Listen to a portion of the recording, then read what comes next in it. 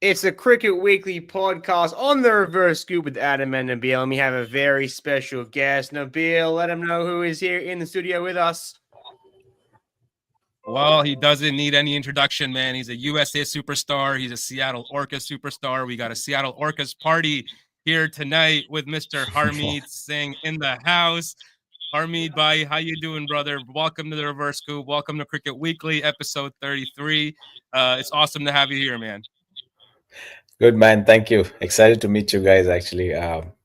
Especially Adam now. He's part of Orcas. And Nabil, I've seen your stuff online. You guys are doing a fantastic job, And I love your content, all of the things you guys do. And, we need that excitement in the country and building fans. And you guys are doing a fantastic job, I feel. Thank you. You, man. Thank you. Much appreciated. Yeah, I mean, it's superstars like you that kind of keep us going, right? Because we need something to go out there, create content. And first thing I want to remind people is your USA T20 performance from last year, where we saw you take 4 for 18 against Canada in the 4th T20 International. So let's take a quick look at that 4 for, and then we'll get into it with Harmeet. Pulling his options. Pulling his options. Monak Patel. Comes across. Given. It's the big wicket. Johnson thought he came across enough, but in line, says the ump. Suddenly deciding that was hitting. Big blow. And he's got 2 and 2.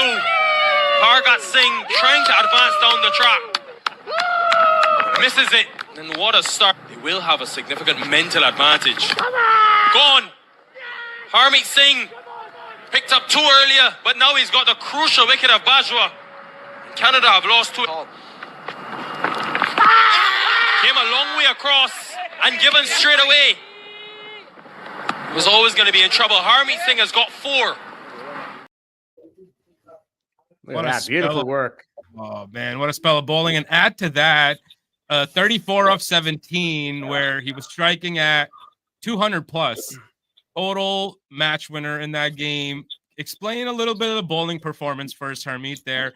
The ball was drifting, you were targeting those stumps, within the stumps, and a few spun as well. So what was the strategy in that spell?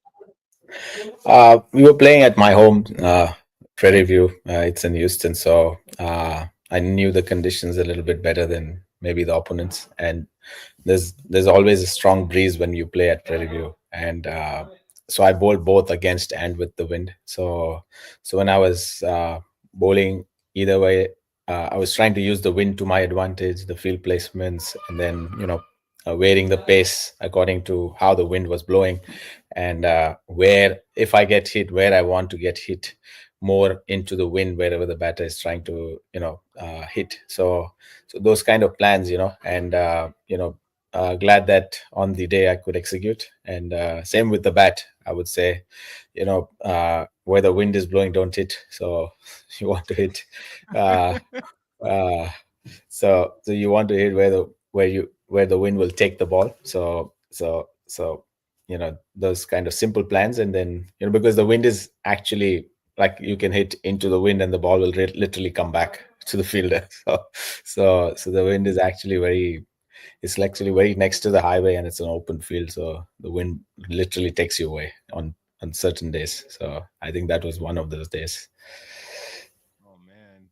So do you control the wind through ripping the ball more, or you slow the pace down in that kind of a scenario? Depends, actually. Like the one I bowled, the guy like Dilpreet, when I got him bowled of a Yorker, it's very tough to bowl a Yorker against the wind. That time I was bowling against the wind, so you have to aim a little bit fuller, and then and then you hope that the ball will dip on the batter as soon as he steps out, or even if he's in the crease. So but if you miss, it's a massive 6 then. So again, you have to be brave when you're bowling in a T20 scenario. And especially I asked for that over because Dilpreet was going well, and he was batting at around 70. He was the only set batter who we had to get him out, and So I asked for that over from Monarch, because usually we don't bowl spinners from against the wind, so that because it's easy to hit with the wind.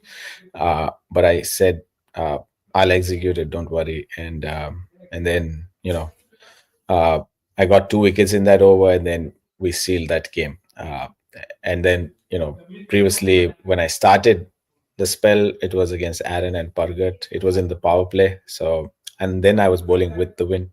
So then I went a little bit more flatter, because with the wind, if I give air, the ball reaches the batter uh, too full. So then the batter has access to hit anyway. So you want to be a little bit touch shorter, because the ball is as it is pushing through the wind. So you want to be able to utilize the wind to your advantage and not give too much air to the ball, so that the ball reaches the batter. Yeah, that was the plan. Simple. Simple. Wow, man. Right. Yeah. Simple Easy as for a that. guy like Very Harmeet, bit man. technical. Not A Adam little and bit me. technical, but for the audience, to understand that cricket does involve a lot of technicalities, where what we're doing is there's a lot of thought behind it. So yeah. Yeah. But it's at the end of the day, if you apply your mind to it, and you're a professional athlete, these are basics that you need to keep in mind. Yeah. Yeah. I think one of the most unique things, because you're a left armer, like where your ball is released at the crease is so wide for a spinner. Mhm. Like, normally if you were a leg spinner, right-handed leg spinner, Mhm. that ball would be much closer to the off stump Mhm. coming out of the hand. But you come from so wide in the crease. I think that is going to give a lot of people some problems. And then you're turning away Mhm. from the right-hander, which you saw with that stumping, comes out and just totally beats him. Correct. They just can't pick the angle up. So it's fantastic. Love it. Yeah, thank you. Yeah, and also when it spins even like couple of balls in a spell, it creates the doubt, and then there are ones which holds the angle. So then you can't close your bat. You can't literally line up the guy, because if it spins a little bit, also then it's taking a top edge, or you're missing the ball, whatever. So yeah, as sometimes watching on TV, as easy as it seems, it's not sometimes. So, yeah. Well, you make it look easy, Hermie, for all the viewers out there and all the American cricket fans and your Seattle Orcas family, that you've been a part of. And I want to actually remind viewers that, Harmeet Singh, was the first ever player drafted from the domestic setup in MLC. And if you guys didn't know that fact, I think you guys know it now, because it's historic. It's a historic moment, right, Adam, for the Seattle Orcas family as well, man. 100%. We just also learned this. I just assumed you were just built into the squad, but no, first draftee. Because like I said, this journey for me has been a newer journey since you guys beat Pakistan. I'm sure we can probably kick off that. Like, just what was it like for you before that game, and then what was it like after that game? Because your life basically would have changed that day. I'm assuming that was like a life-changing day. Yeah, like even if I take you back a little bit, just like how the Canada series went, and we beat them 4-0, and one game got rained off. Hopefully we would have beaten them 5-0, but then we went on to beat Bangladesh at home, and I think that was really big for us. And it was just before the World Cup in May, and how we did that was really commendable. Like, it's not like we beat them only once, we beat them twice. And then in the third game we went with not our best squad. Me, Ali, and Monank actually rested, so in the last game. And then we lost that last game. That's it. And so we were 2-0 up against Bangladesh, and it's a country which is playing the sport for a very long time. And then getting into the World Cup, again. So last year I had played with a lot of Pakistani boys in the major league, with and against, and had a lot of chat. And then they actually gave us a real good feedback also in terms of how we are as a cricketer, and how they were impressed with our domestic setup, domestic guys over here, and so that faith was always there. And last year's major league also helped us, keep that, uh, you know, uh, keep that going, and then also instilled a lot of faith in us that, oh, we belong at this level. And then going forward, the Bangladesh, and then the Canada game, the first one, and then also it played a lot on how Pakistan came into the World Cup after getting beaten by England. And they got a lot of bashing with their own media coming into the World Cup, after the World Cup getting started, and then they did not play any warm up games. They never played in Dallas, so we had that home advantage, and we knew the ground better than them. So, and T20 cricket is all about that, right? Taking that initial advantage and holding on to that. And we got a great power play, and with the help of Saurabh and Ali and Nosh, and then we just held our nerves. And when we saw 160 on board, we're like, we've chased 200 at this field, and why not go out there and give it a shot? And and the wicket had nothing wrong, so the wicket looked nice and flat. And I was like, if we don't give too many wickets with the new ball, we're in with a proper chance. And how we started, we 100 for one, like we were cruising. And I felt that at that point we should have not gone to the super over, which we did later. And then when we beat Pakistan, as Adam rightly said, the world literally flipped for us. And then all of us, we had a 6-day break, and before the India game, and all of us got so much limelight, plus a lot of appreciation. And uh, and then again, not just beat Pakistan, we got India to the ropes, we got South Africa to the ropes, like literally beat almost both of them, and they were the finalists. So it was a big statement we made as a cricket playing nation, playing the World Cup for the first time, and taking these big teams, literally having to bring their best possible side to beat us.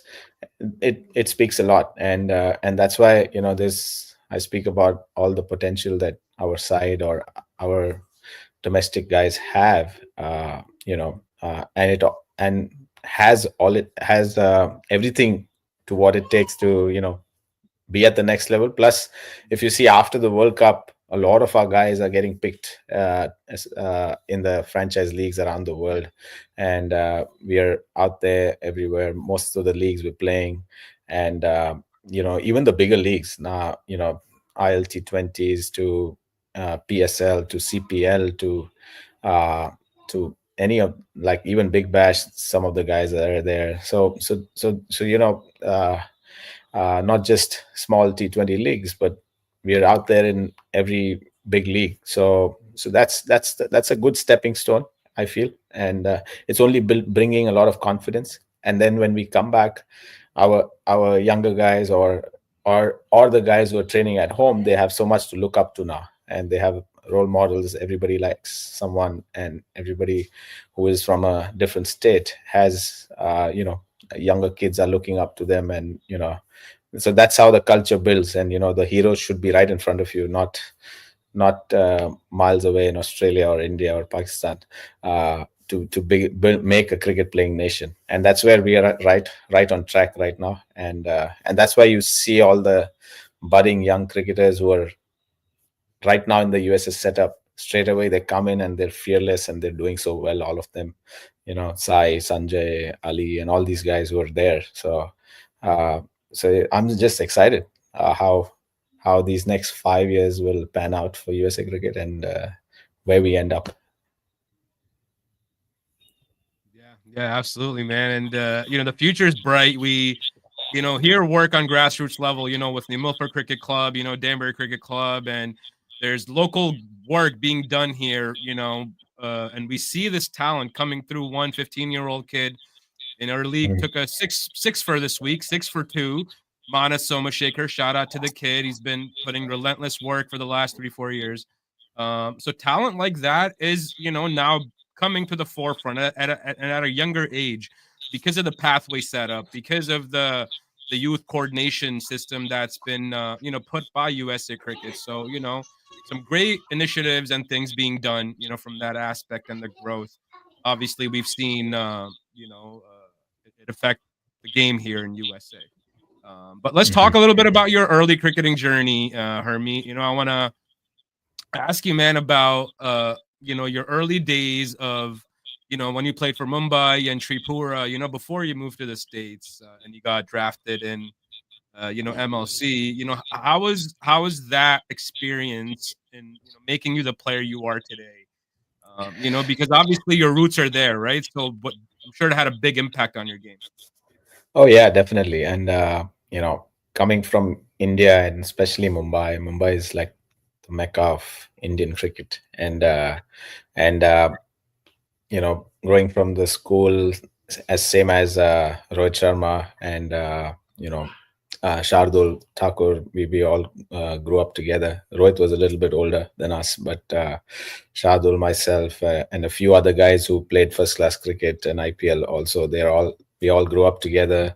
We were in the suburbs of Mumbai. So if I give you a little bit of history, that suburbs of Mumbai schools never won any school tournament in like 100 years. So we were always like underdogs, or we would never be rated as, oh, this guy will make it or nothing. So all the cricketers or all the Tendulkars and everybody, that all these guys, they were all born and raised in town, we would say. Like downtown would be town in Mumbai. And we were all, all the suburban kids who never aspired of being cricketers, or we did not even have grounds that side of Mumbai. So we had a small cricket ground, just like it wasn't even a full practice run up. And so we used to roll our own pitches and water them, and whatever underprepared wicket we would have, we would practice there. And we broke like 100-year records from under 14 to under 16, and in Guile Shield and Harris Shield. And then from there we got a lot of limelight, because doing that wasn't easy. And then we got picked in under 14s and under 16s, and then personally I really dominated those age groups. And then from there I got my first Ranji Trophy call up when I was almost 17, and then when I was 17 I made my debut. And making a debut at 17 for Mumbai is a big deal in terms of how our domestic setup is in Mumbai. Like, we are like right now 42 times champion, and the next state would be Delhi, who is like 8 times. So the dominance is big in Mumbai, and every player in that playing 11 is either on the verge of playing for India or has played for India. So if you're making at 17, you have to be really good. And then first few games I sat out, and then the senior spinner Ramesh Pawar, he got a side strain, and then I got a game and picked up 4 and 3, 7-wicket haul in the first game, and then a 5 in the second one, and a 5 in the third one as well. So the start was fantastic in 2009 and 10 season, and then I also played the 2010 Under-19 World Cup. Then 2012 we won the World Cup. We won the Asia Cup also that year, and a few other international series for India. And then when I came back, I played for Irani Trophy, Dulip Trophy, Ranji Trophy, and then I was there in the scene, and then IPL as well. But then somehow, after 2013, I did not get a lot of opportunities from my home state, and then 2015, when I got an opportunity, I really did well. We got qualified that year, and then again 2016 I was dropped, and then 17 I moved out of Mumbai. So 18, 19 and 19, 20 is the season I played for Tripura, and and that was like full season, all three formats and all of that. So that was my first time I played all three formats full season. So again, there was a little bit of lack of opportunities. There's a lot of detailing in that, so let's leave that. But Yeah. but yeah, long story short, and then 2020 is when I uh, actually I came here in mid COVID, not thinking of anything. I did have a verbal conversation with MLCAs, and then I was just going around US because there was nothing to do back home, and US was functioning fully, uh, Mm. and uh, and so I could go around and do my recce at how MLC is going about it, what are the plans, and all of that. So I spoke to a few people over here. I was in Atlanta before, then I settled for in Seattle, and then from there I started my journey. So the contract initially was, you have to coach a certain number of hours, and then minor league would pay a part of your salary, and so that's how it was constructed, and which wasn't bad, I would say. And and then and it was a good experience also coaching wise. Sorry. And then after that, when I uh, did a couple of years of coaching and then playing on the weekends and all of that. Uh, uh, we won the minor league also in 2022. Seattle Thunderbolts. Again, we were underdogs over there, and then no one expected us to win, and then we won that thing, and it was a great experience actually. One of my better experiences in my cricketing career. And then after that. 2023 is when I moved to Houston, and then since then I've been here, uh, and it's been a great journey in the US, and I've been enjoying. And whatever was promised, at least 70, 80, 90% is delivered, and whatever the dreams we were sold for, that if you qualify, you perform, you'll play the 2020 T20 World Cup, and then you'll play for USA, and you can possibly have two or three different contracts and whatever. And the guys who've performed and the guys who've done well, they all have those kind of contracts, and I think that is what is exciting, and that is what is you know that is what the sport is about, in terms of when you perform, you get everything, and then as soon as you go down, things start to uh, go the opposite direction. So I think that's what I love about our sport as well. Yeah, man. I mean, that's a tough transition, right? From coming from India, playing, in India, and then the conditions here, getting used to things in COVID, and I'm sure, must have been a bit different from coming from back home. But so that transition, did you find that transition seamless to the USA cricketing conditions? Or was it like, man, I got to put in some extra effort to learn these conditions? No, it was very tough in the and coming back to my story, like I was always considered as a red ball bowler in India, and I bowled a lot of red ball, played a lot of red ball cricket only in India. So one is, I didn't know how good I was with the white ball, and two is, I didn't know how I would do with the white ball. So there were thoughts before coming here that, oh, okay, white ball is there, but it's not like I did not play white ball. But then at a high level, I did not have a lot of experience, I would say, with the white ball. But with the red ball, I was always confident, and I knew what I was doing and all of that, whatever. So when I came here, again, there was not many turf access for practices to pitches and all of that. So again, when I was coaching, I used to bowl with the kids, and and also when you're actually coaching and trying to correct others, you also get reminded of your own basics, and if you're in that process of learning, and if you're I would say, as a cricketer, if you're humble enough to accept that, okay, oh, I also maybe I must have forgotten those basics. So that actually helped me a lot when I was coaching, and and I applied in my own bowling, and that actually made my basics more stronger. And then I could, and then, as I said, I had that window of 1.5 year or 2 years to look within, and it was like a cooling period. So I was looking within, and I was trying to work hard. I was in the gym, I was working on my batting, bowling, whatever. And and my habit is not to complain. So whatever the situation is, wherever I am, uh, uh, I'm a true big city boy, so I will find a way. So if you put me in a, you can put me anywhere. I'll find a way out, rather than sinking in those thoughts where, oh, now I'm dead, whatever. So I'm that kind of personality where I love to find my way out, or find a solution for anything, rather than uh, you know thinking that, oh, what am I doing, or whatever.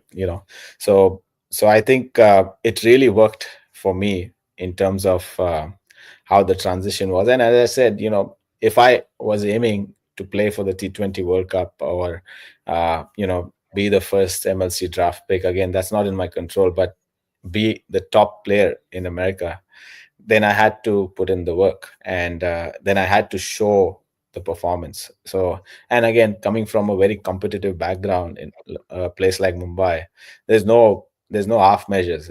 So I don't mind the competition if it's there. So, and it only excites me. It only uh, you know builds my fire. So when the competition is there, or the pressure is there, it fuels me up more, that, oh, okay, now is the time when you want to do it better. So I love the competition out here. And then, as I said, when we were called underdogs in the minor league, I did not like it. So then I was like, okay, let's show them what's not an underdog, and how we perform. And we literally then dominated the last half of the minor league, where the playoffs and all of those things were. So those kind of things, which I was, which I'm grateful for, being born in Mumbai, and which was instilled by our coaches, and how our mentality is back home.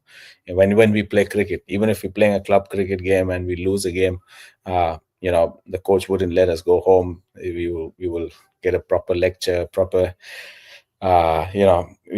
whatever. Even if sometimes when you were younger, we would get beaten also, whatever. So, and it's allowed in India, whatever. So those kind of things, so we are, so tough nuts. So No, I get it. I like to say, like, my grandma would have smacked me in the back of the head if I did something wrong at cricket. She was always keeping me in line. Yeah, and I like the you know the the excitement the sport brings, and any sport, not just cricket. So whenever there's sport and there's competition, I love it. So, and it builds uh, it builds character also.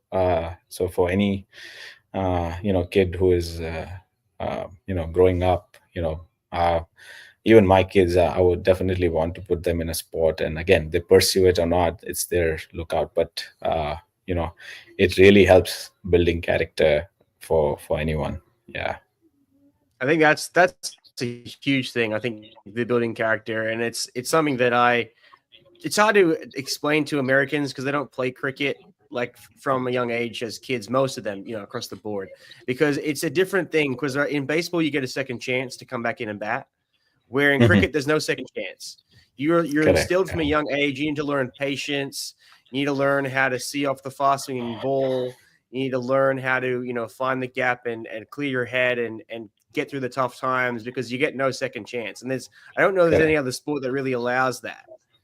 Correct. And also, not just that, if you see, like all the American sports, no offense, but it is a great structure, but they all either make it or break it at high school level or college level. So, but in cricket, you can get a break at 30, or you can just start playing international cricket at 32, whatever. So and there was a guy in India who I grew up with. I grew up in front of him, Praveen Tambe, he made his IPL debut at 42. So so there are a lot of exceptions in the sport, and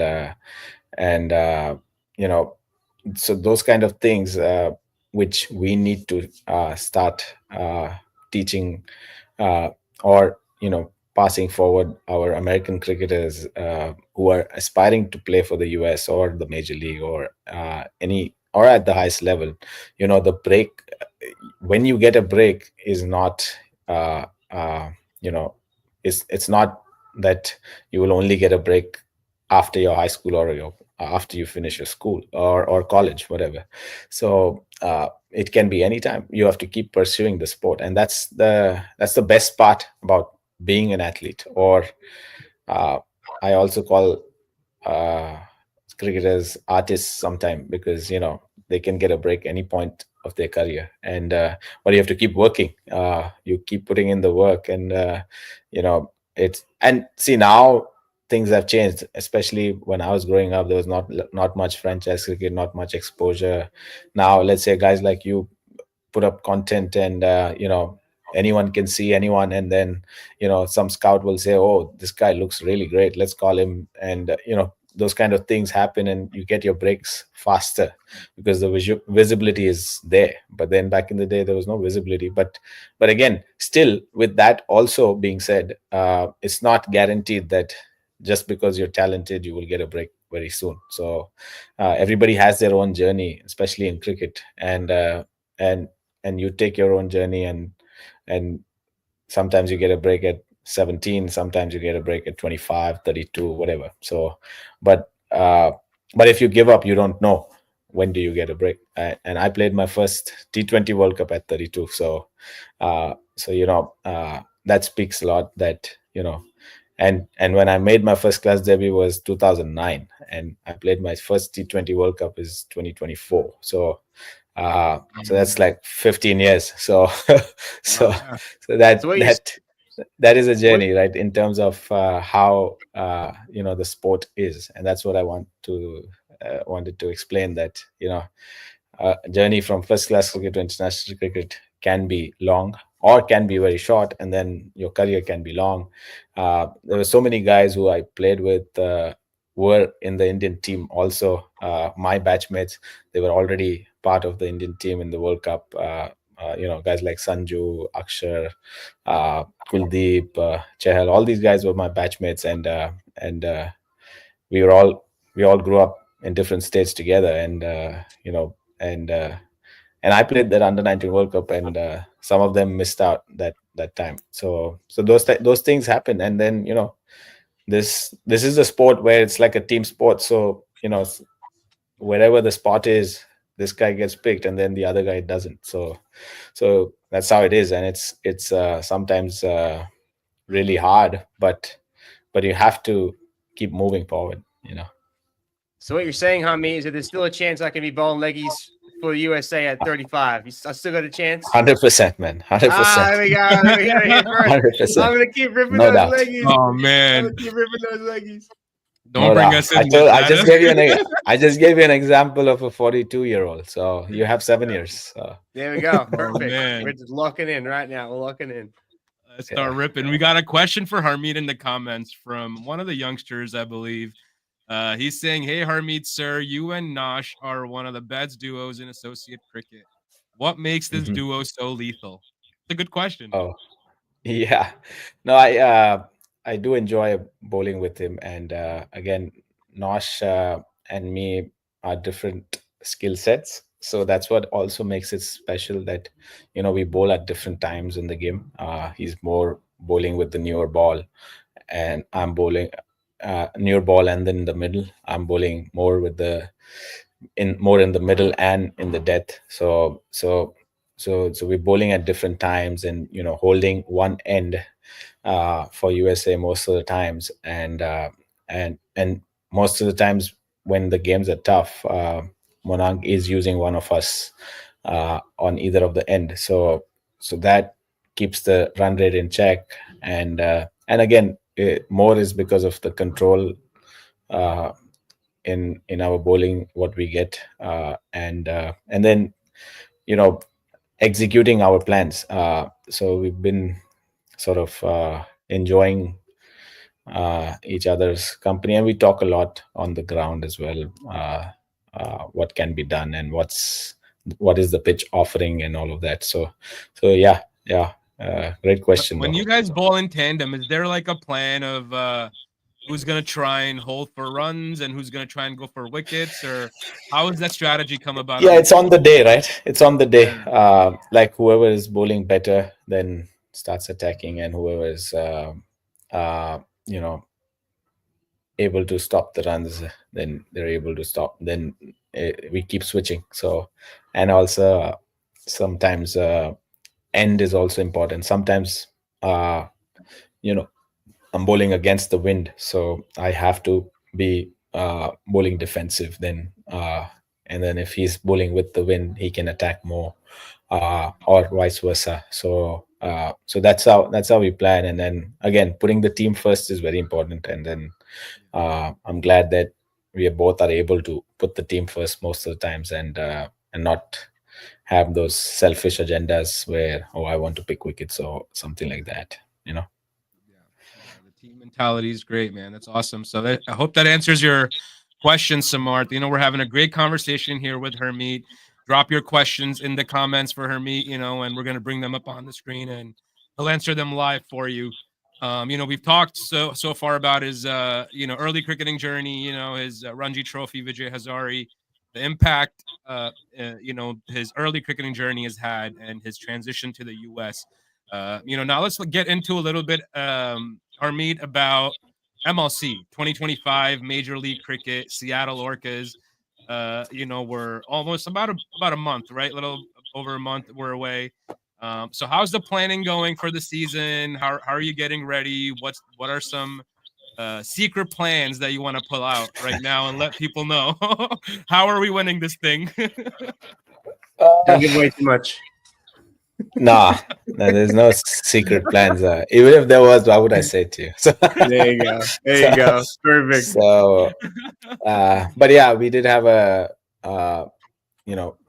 our fitness testing going on a couple of weeks ago, and the franchise is doing its bit, and then we're in touch with our trainers and our physios who are giving us programs and stuff like that. And then also, it's also putting in your own efforts individually to prepare for the season. And I just got like a month off after a long season, so I've been a little bit with the family, and then now getting into it slowly. And then I have a series coming up for USA, so that'll be a good way to get into the season and bowl longer spells in the ODIs. And then we have a training camp before the major league.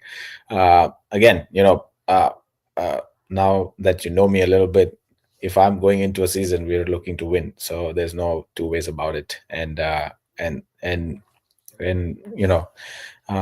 we'll put in everything, and then result again is not in our control. But then having that process, having that intent to look for the championship is what is needed. And again, body language, and you have characters in the team. I feel we have really good characters in the team, and our domestic guys are most of the USA guys who are currently playing the international cricket. So that helps a lot, that guys are in touch, and guys are playing together most of the time. So that camaraderie is there. And then bringing in the professionals again. So there are a lot of guys who are coming in again on the side. Classy and all these guys have been amazing with the franchise, with the domestic guys, and it's been great being part of the Orcas. And I'm excited for this season. Actually, this season brings a lot, and then next season maybe a bigger draft and all of that. But then this is the time we put in everything for the franchise, and then it's my third year with the same franchise. So there's a lot of that feeling also, that we've not been able to win a championship till now. We've had a final which we missed in the first season, but I think this time there's a lot of positivity around the environment, and the franchise has gotten back, and there's a lot of new faces coming up even in the coaching staff. So let's see. I think I'm really excited. Let's see how we fare. Yeah. How excited and how big is it having Warner coming into the squad? Great, man. I told you, right? Australians bring in a lot of energy, a lot of body language, and that similar, like how I am in terms of where I was born in Mumbai. It's a similar attitude they bring in to the table. They want to win. They love that, aggression, and they will put their bodies on the line, and that's what fires me up to, like someone's out there being aggressive, and mind you, aggressive doesn't mean that you getting into someone's face, but Oh no. but Yeah. having that fire to go out there and do anything what it takes to win the game, and that's what I think wins you championships, and that's what speaks about Australians in general, how they win bigger ICC trophies each time they get in there, and and they become dangerous as they progress in the tournament.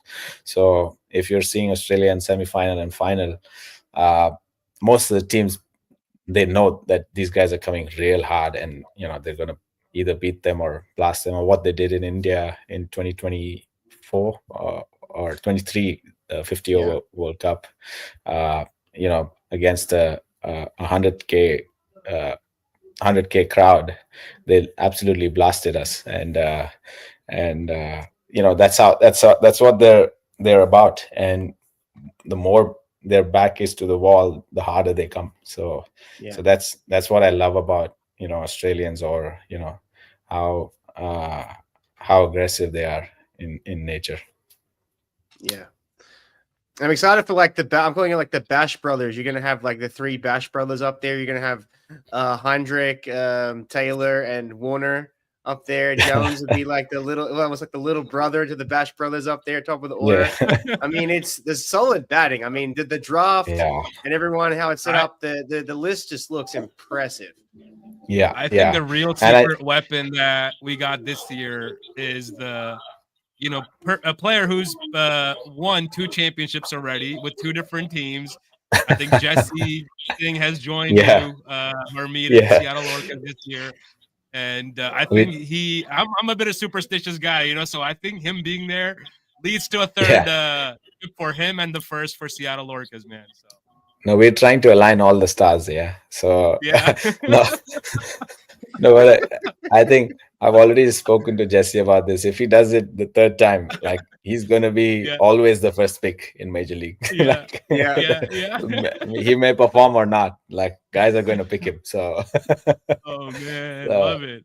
We are a superstitious bunch, that's for sure. And I asked this question on the last pod with Shadow. While you're here, do you have a cricket superstition? What's your pre-match superstition? Do you do something each game, before the game or before you bowl? It keeps changing, but then in my room I have my own routines. I have my prayers going on. I have my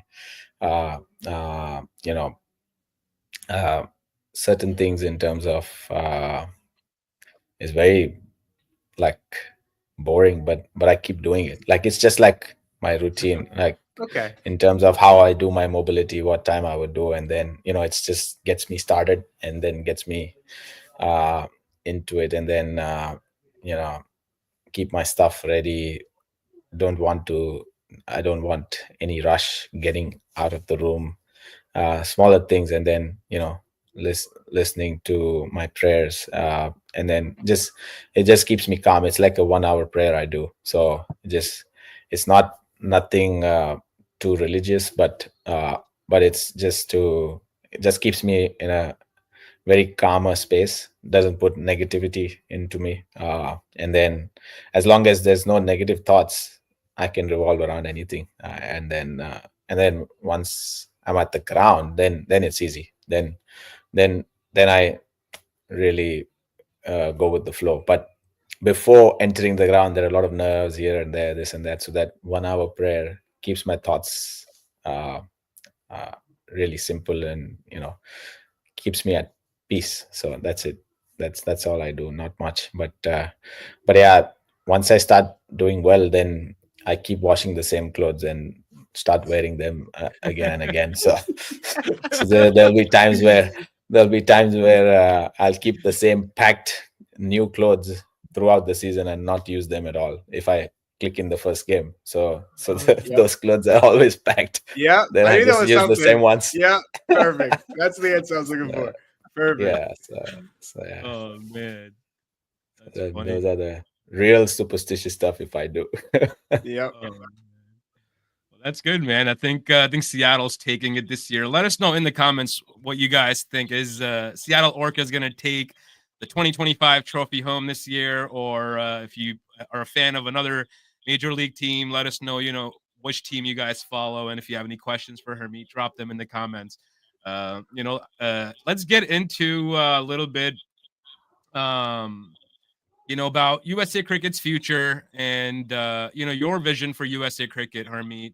Where do you see it being in the next 10 years? I know you kind of already answered this. We're building the structure and, it's growing, but where do you see it being in the next 10 years? Are we beating full member nations on a consistent basis in 10 years? And are we, at the top of the table in the top 10 teams in the world? Yeah. So as we spoke a little bit before the podcast, I think the way to go about is not think how we gonna beat all the top playing members, top test playing nations, but we should focus more on ourselves, I would say, in terms of building infrastructure, getting the sport into schools and colleges, uh, you know having that access for athletes to go out there and practice anytime. Just like I was mentioning, you guys, what Australia is right now.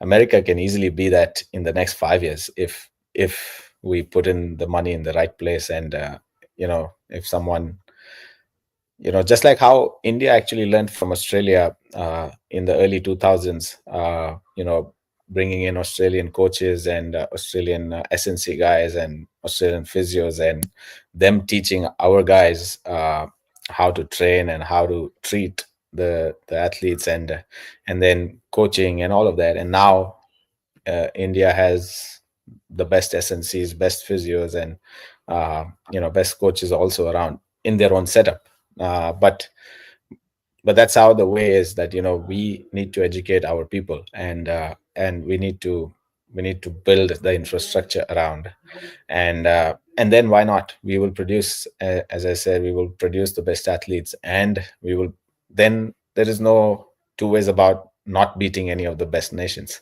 But in the next 5 years, the sooner the better, however faster we can get the facilities, and you know uh, the top athletes or the top 50 to 100 players should at least get those access very fast, and be able to you train under those facilities, and get better with the specialists. Then the guys who we already have, their careers will also expand, and the guys who are coming up, they will get better and better. So I think infrastructure is the key.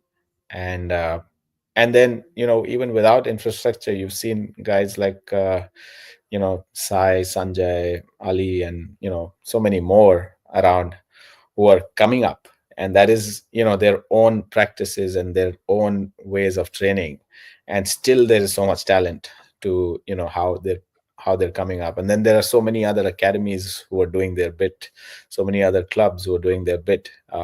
But again, uh, when when the uh, when the infrastructure is of the quality of New South Wales, or Brisbane, or anywhere in Australia, or India, or South Africa, whatever, then it'll be completely different. And the academies will still remain, but the high performance centers, our best athletes can go there and train. So that's very important, I feel. And when that happens, we will have we will definitely. I've no doubt we will definitely be, neck to neck with all the best teams in the world, and even without all this, we were so good at the T20 World Cup just as players. So you can only imagine when we have everything, the setup and everything. Uh, why not? We will produce better athletes. And my major concern is producing fast bowlers in this country, because with this setup, it's very hard. Fast bowlers, to breed fast bowlers, you need a setup. You need proper guys to train. You need, they need to train in a specific manner, and they need guidance. So there's, let's say a 19-year-old is clocking 125, 130. To get him to 140 is a process. It's not like it'll happen overnight, or if he keeps training, it'll happen. You need proper guidance, and mentorship. someone really needs to help them. So, and there is talent. There are guys with clocking 125, 130 at 19 in our country, but there's no guidance. So there's a left arm pace here in plays for our club, played a match here last week.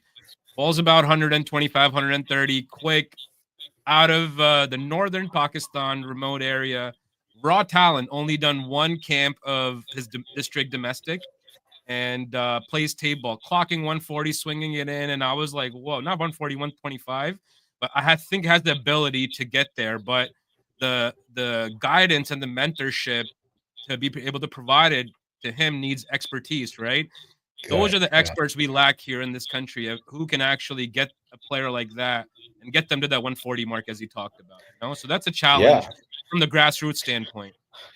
Yeah, like if you see how India was or even Pakistan in the early, like Pakistan at least had a lot of good quicks because of their nature of diet and how their strength was. But India in the early 2000s or 1990s, we would never produce fast bowlers was clocking 140 because of lack of training and lack of knowledge, or lack of infrastructure then. And since we had the National Cricket Academy, in the next 5 years, we started producing the Zahir Khans and Munaf Patels and Bumrahs, and then all these guys started coming in, and then it never stopped.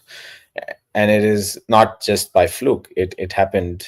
It was a process, and as I said, all the Australian best guys came here and taught our trainers and taught our coaches and everything, whatever, and we got educated, and that's what we need to do. We just need to get the best guys to educate our coaches, educate our system, and update our system so that we can train our athletes better in a cricket specific manner, not any other sport. Like how baseball or NFL, they have the best guys, they have the best infrastructure. So why not they will look better, or have the best infrastructure, or have the best support staff, so they're taken care of each minute. And if we have that kind of setup, why not? Then every athlete would be doing their best, I think. Yeah, I know a lot of the international teams use baseball coaches to help with their throwing, like in the field. Correct. And obviously, like USA has the best baseball facilities and baseball coaches in the world. And it's teaching that mechanic with that shoulder mobility. The biggest thing that I see is the lack of mobility in the shoulder. And the harder these kids try to bowl fast, the more they have to lean to the side. But if you watch someone like Brett Lee, the way that he can get, how far back he can get his hand at that release point, and how much mobility that joint has, you have to train that. You have to stretch those muscles out. You have to really and get that catapult-like action. Unless you're building that from a young age, by the time they get fully developed, they don't have that. Yeah, and correct. Like how you mentioned Brett Lee, you can do, like, let's say someone's naturally talented, has that action, you can do it for a few years. But when the workload goes up, then the shoulder, and if you're not training in the specific manner, then your bowling starts deteriorating, your action starts going for a toss, and then you start managing your bowling. But let's say how Australians train, I saw it in Brisbane last year. It was insane. Even their Queensland team, the first class team, everybody is monitored to the core. Like they have a dietitian, they have a uh, they have like a S&C guy, they have the best infrastructure to train, and you can be there for the whole day or for the whole year, whatever you want. So if you're on a contract over there in a first class setup, you have access to literally everything. And if you're not in a good shape, then it's your problem. Then it's not their problem. They are ruthless, and for them, being fit is like a lifestyle. And plus you're playing the sport, so it demands that. And how they're training their athletes is incredible. And how they guide them, and they're there the whole day, and like from morning to evening, every day they're training. So why would you not be the best team in the world? So it, and it's high time we bring in those kind of facilities and those kind of high performance centers in America. And then you just see the results. There's nothing. I have no doubts that we will produce the best athletes. Yeah, absolutely, man. There's a comment in the questions. There's a question. There's a question in the comments. I messed that one up there, but you have played with Saurabh since your under 19 days. What do you think makes him effective, especially in ODIs? Yeah, the Saurabh is not just under 19. He's been in my school days also. So played with him. I did not play with him in the schools, but we were in the same school, and then I changed the school for cricket, and he was still in the same school. But yeah, I think Saurabh, again, for ODIs, because of his length, and he's so accurate, and especially with the new ball, he can swing it both ways. And where we play associate cricket, most of the times, especially in ODI, we start at 9 a.m.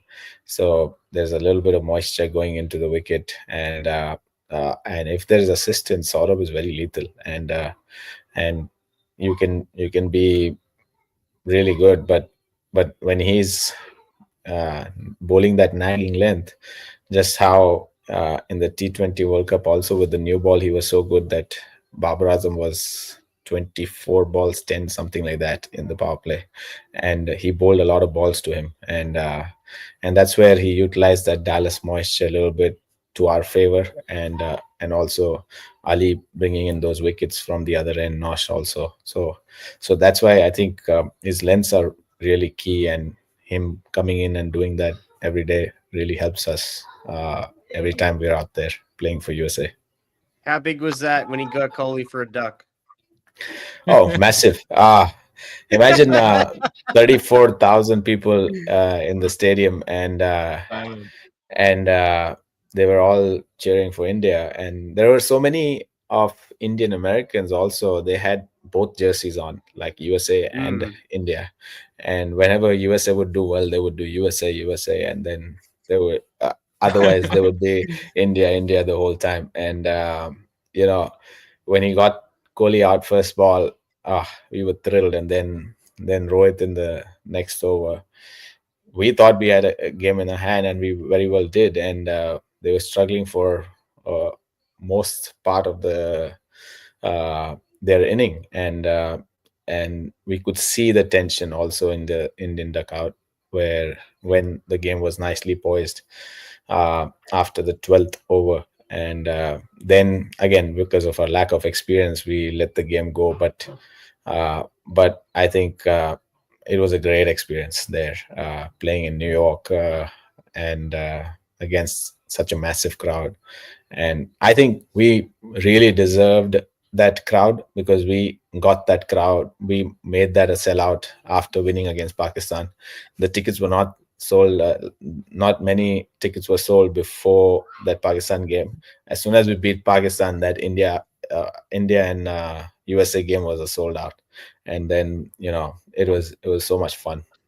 While we're here on that, explain the feeling walking out to the crease against South Africa. Gauss already at the crease. Explain the feeling of you guys out there just hitting absolute bombs and bringing it really close to the end. What was it like when you walked out there with So in Antigua, when I looked at the pitch in the morning, it looked kind of a little odd. Like it didn't look the greatest pitch. But when we started playing, it looked like a flat deck, and Quinton de Kock was going nuts against us. And and then when I bowled on that wicket, I felt like this is a absolute belter of a wicket. And then I told the guys, like, guys, 170 is not par on this wicket. And one end being especially short, we can really maximize and get South Africa in trouble. So again, we got a decent start, but then we kept losing wickets, and still the guy who was going in was striking well but getting out after a couple of overs. So what I told Gauss was, just give 1 or 2 overs to yourself, to me, and then we'll see from there how we go. And I remember Keshav Maharaj had an over left, and I was like, it's a left arm spinner, let's try to get 1 6, and then I'll be on, because the first 6 is very important when the field is spread. So I got that 6, and then we started feeling it, that okay, now I'm striking well. Gauss was already striking well, and then I said, let's hit on one end, like the shorter side. So he was a right-hander, so one side he was hitting, the other side I was going for it, and we had that plan. And then he got under Nokia, I got under Shamsi, and and we had those 2 big overs, and we were right back in the game. And then other than when that ball I got out to Rabada, I told that over to Gauss that this is your end, you go for Rabada, and I'll be in the last over on the short side. Even if it's 15 runs needed, we have a big chance to get it, because that side is very short.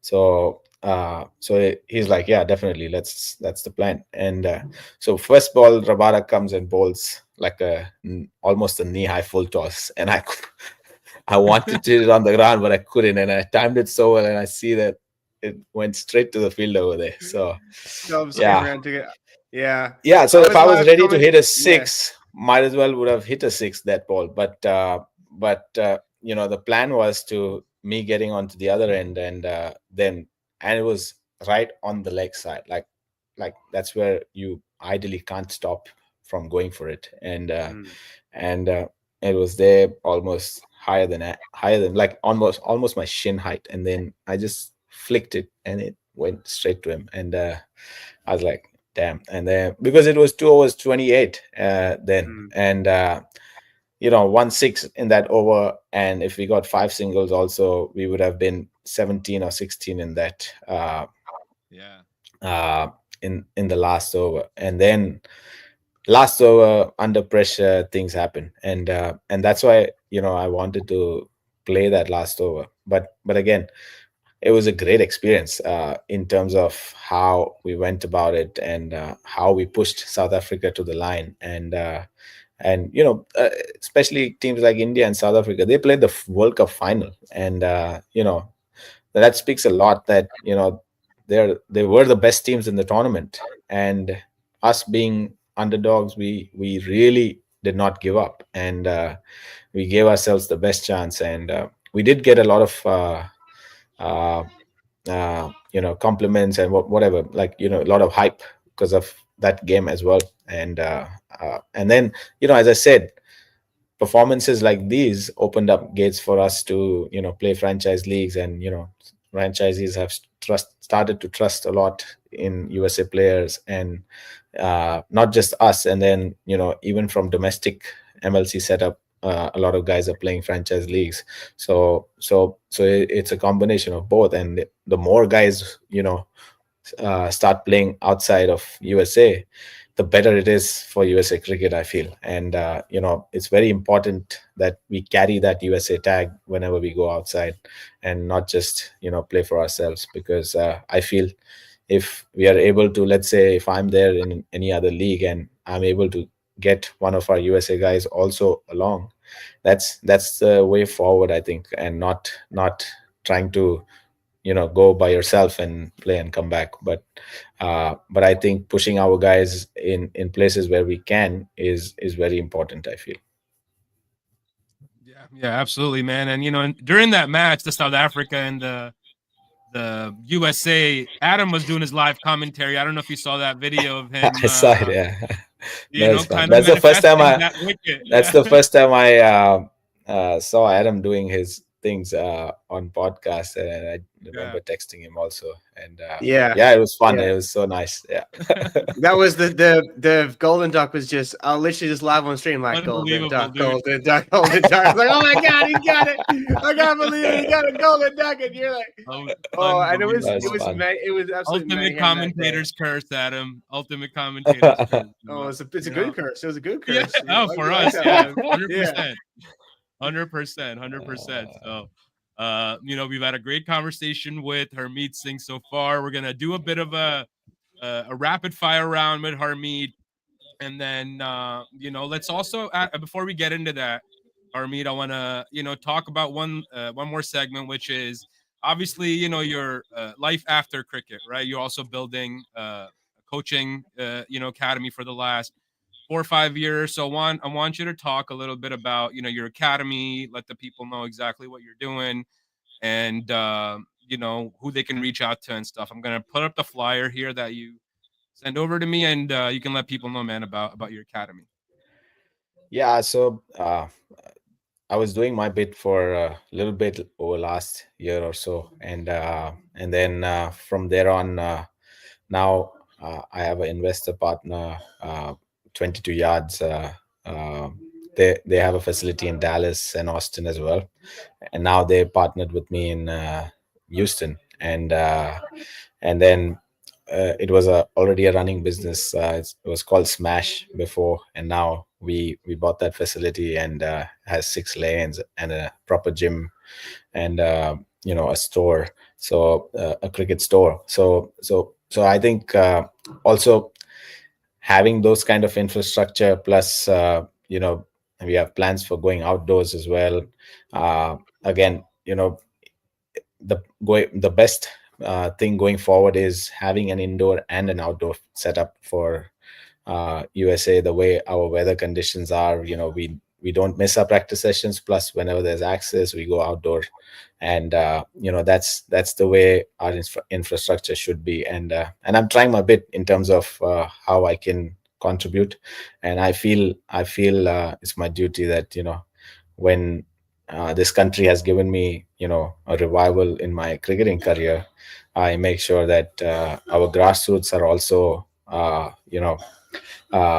getting the benefits of it. And guys like me, or all our USA cricketers, we need to go out there and help these budding cricketers, and make them proper athletes. So as I said, we are lacking our knowledge in terms of being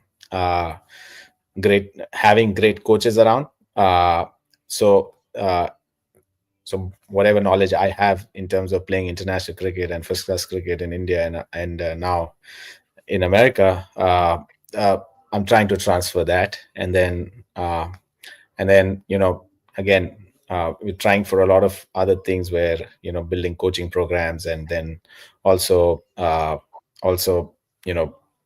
putting our teams in a lot of tournaments for youth, and wherever, and building that high performance center where everything can be personalized. Like just now I spoke about fast bowling, bringing nutrition, bringing personalized fitness programs, bringing proper skill assessments with video analysis and all of that. So those kind of things for guys who are actually pursuing the sport. And then on the grassroots level, our U11s or anybody younger than that, getting them getting their love for the sport started, and then slowly working on their basics, and then making them pursue the sport. So building pipeline basically is the goal, and so that we are producing more and more athletes in the country.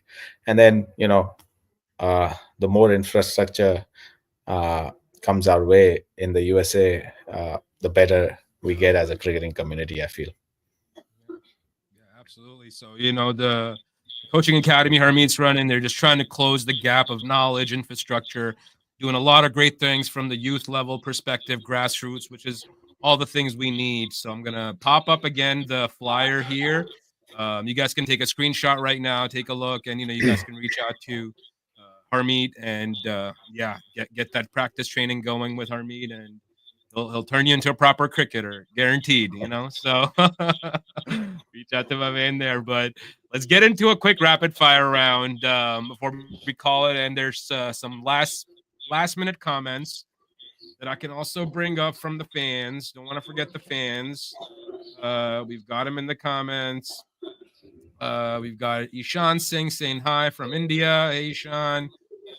We've got Drek saying when Saurabh Netravalkar gets Kohli out on duck, I think it's the best moment for USA cricket along with beating Pakistan. I think we will all agree there.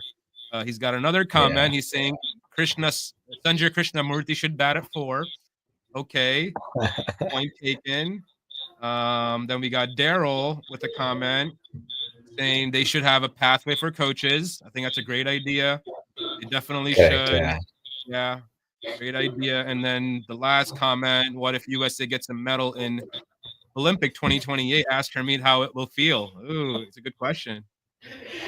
Definitely, it's our home turf. So again, I feel again, getting an Olympic medal is also a process, right? And there are a lot of guys who are already working towards it individually. But again, as I said, infrastructure is the key. The faster we get that, and then life can be easier for players to be able to train the way an Olympian would train, and so that's the key right there. And then there's no doubt we will get an Olympic medal someday. It can be in 2028 too, for sure. Absolutely, man. Thank you for that. So now we're gonna get into the rapid fire round with Harmeet Singh. You'll get to learn some great things about him that we don't even know yet. So let's see, what comes out here. So I'm going to start with the rapid fire round. Let's get it going. 3, 2, 1. Harmeet, India under 19 or USA debut? Which gave you more nerves?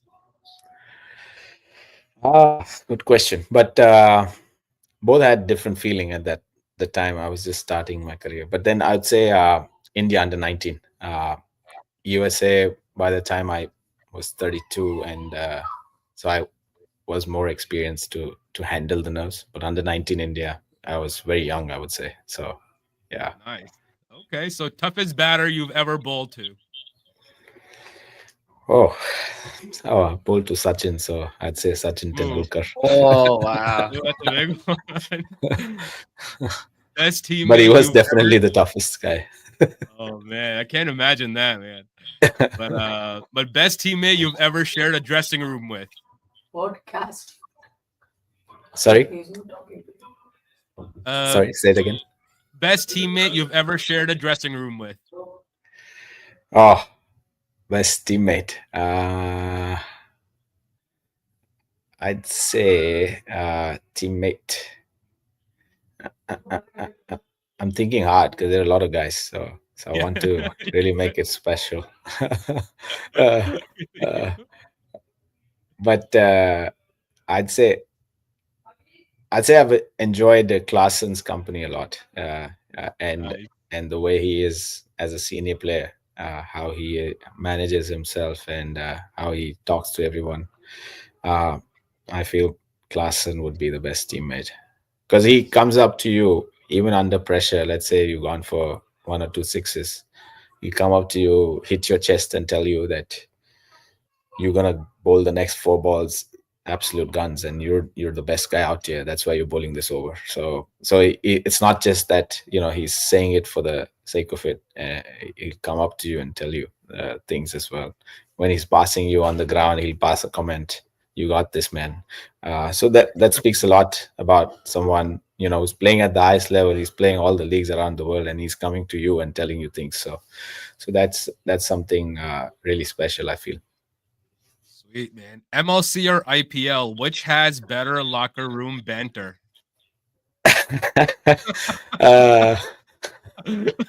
See, IPL, IPL is a massive setup in terms of there are like 25, 30 guys in a setup, and then the support staff and this and that. So, but I really like how MLC is in terms of being it light and very candid. You can be yourself. So I'll take MLC dressing room banter over IPL, because IPL is like you have to be very serious, and you have to maintain certain demeanor. There's eyes on you everywhere, so it's very tough to be yourself over there. Sounds good, man. Next one USA player we're sleeping on right now. Like he should be playing, you mean? Like he's a sleeper. You think who's going to be somebody really good in the next year or two, and next superstar? Who are you calling out as the next superstar? Yeah, that's a good question. There are a lot of guys actually, but I would say I'm excited for Joshua Trump. I think if he unleashes and if he really comes true to his expectations, and finds his space, he can be one heck of a batter, and he can be really good for USA cricket if he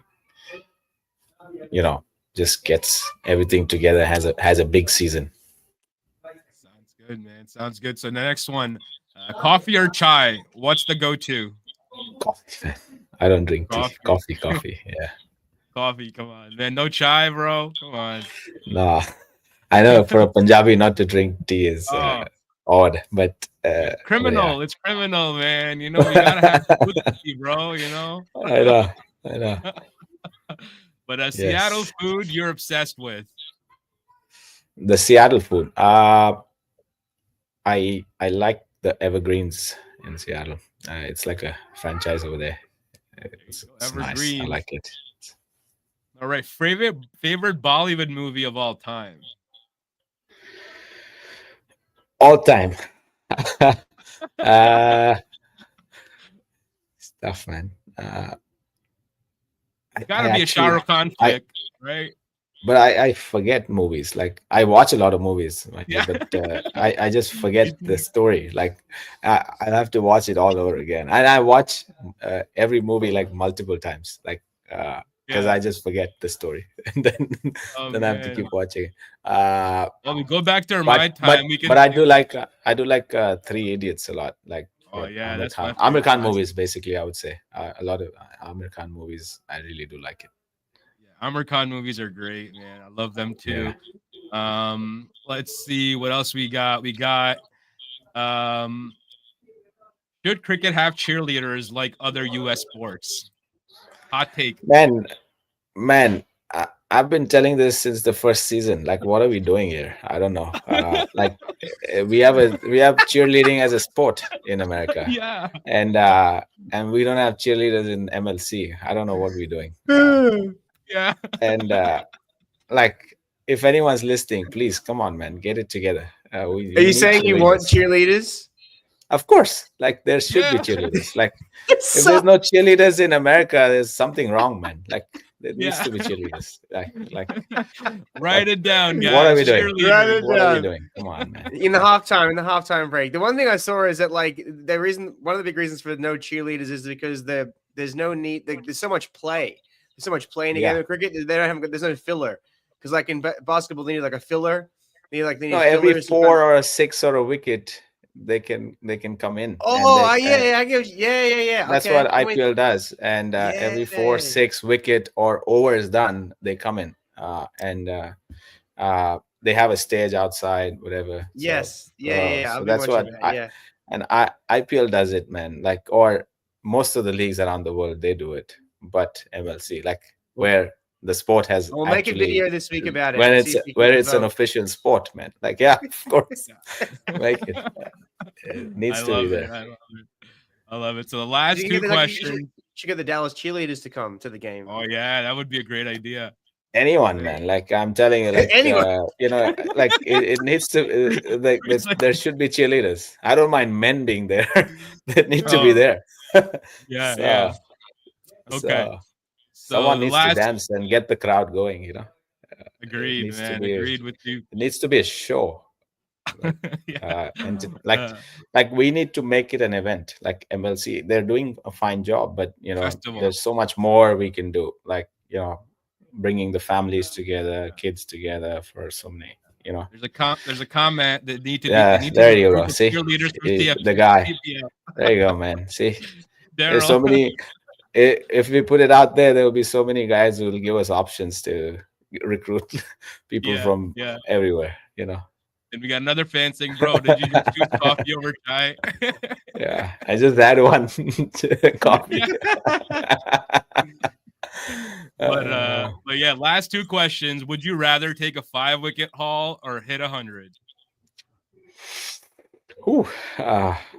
In a T20, 100 will be nice. But if it's a 50 over, I'd take a 5-wicket haul. I would say I'll enjoy a 5-wicket haul in a 50 over format. Sweet man. And the final one: cricket in America in one word. Fabulous, man. There you go. Love it. Thank you, man. That's what it is, And we got another comment. Harmeet is the best. Lucky to have him in USA. Salman Taj, he's a big fan of the Seattle Orcas family. Yeah, he's one of my employers when I first joined in Seattle. Oh, yeah. So he's the academy owner over there, Salman. Oh, sweet. Thanks, Salman. Shout out to Salman, man. There. So, that was it, guys, from us. Adam, if you have any questions you want to add, and one thing I do want is one advice for all the youth from Harmeet. So if you got anything, you bring that on and we'll take the final advice from Harmeet and call it a day, man. Yeah, my question is which cricketer talks the most, best sledger? Who's the best sledger you played with?